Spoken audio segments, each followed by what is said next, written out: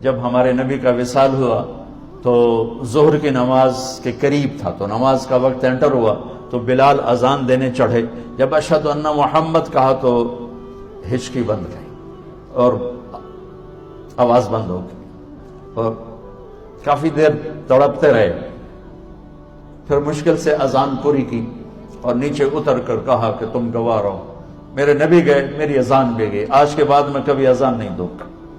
اور آپ کے انتقال کے بعد ابوبکر سے اجازت لے کر جہاد میں چلے گئے۔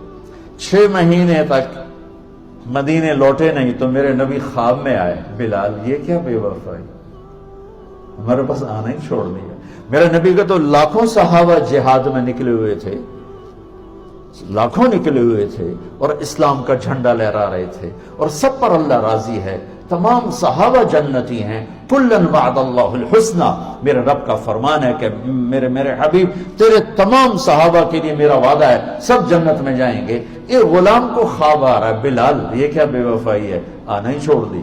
بلال ایسے اس خواب کے سحر میں گم ہوئے کہ انہیں یوں لگا جیسے اللہ کے نبی زندہ ہیں اور یاد فرما رہے ہیں۔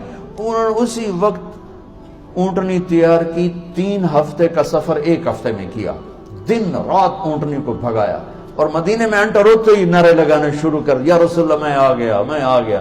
جب قریب پہنچے تو پھر خیال ہے کہ اب تو فوت ہو چکے ہیں۔ پھر اس کی چیخ نکلی، قبر سامنے تھی اس وقت، اور جا کے قبر پہ گر گئے ایسے، کہا یا رسول اللہ میں تو آ گیا ہوں، آپ کہاں؟ نماز کا وقت داخل ہو گیا تو سب مدینے والوں کو شوق ہوا کہ آج بلال اذان دے، اور بلال تو قسم کھا چکے تھے کہ میں نے اذان نہیں دینی۔ تو سارے صحابہ گئے حسنین کے پاس، حسن حسین میرے نبی کی آنکھوں کی ٹھنڈک، کہا بچوں آج صرف آپ ہمارا کام کروا سکتے اور کوئی نہیں کروا سکتے۔ انہوں نے بچوں نے کہا کیا؟ ایک 7 سال کے تھے، ایک 6 سال کے، کہا آج بلال سے کہو اذان دے، اور کسی کی نہیں مانیں گے، ابوبکر بھی کہیں گے تو نہیں مانیں گے۔ تو یہ دونوں بچے آئے، حسن 7 سال کے تھے، حسین 6 سال کے تھے، کہنے لگے چچا ایک درخواست، تو ان کو ایسے گلے لگایا کہ تم تو میری آنکھوں کی، میرے نبی کی آنکھوں کی ٹھنڈک ہو، کیا درخواست نہ کہو، حکم کرو۔ کہا آج اذان تو دیتے، تو وہ چھلک پڑے، کہنے لگے بچوں میں نے قسم کھائی تھی کہ میں اذان آئندہ نہیں دوں گا، لیکن تمہاری خاطر میں قسم توڑتا ہوں۔